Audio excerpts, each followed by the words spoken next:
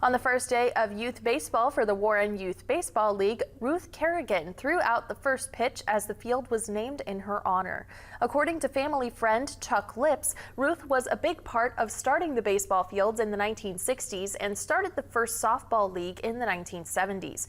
Ruth was able to throw out the first pitch with her great-grandson Bryson Hall being able to catch it. Her family was thrilled for Ruth's name to be a part of the Little Hocking fields. She just loves these baseball fields, and she will just come, and it doesn't matter who's playing. She just loves these baseball fields. We've lived here for all our lives in Little Hocking, probably 5 or 6 generations, and we've all worked here on the fields from every level, from grandmother Ruth Kerrigan to my mom Sandy Hall to me, now to Bryson. It's such a special honor to have one facility open for all these years. I done better than I thought I would. Our Peyton Brooker will have more on this story in Little Hocking later tonight.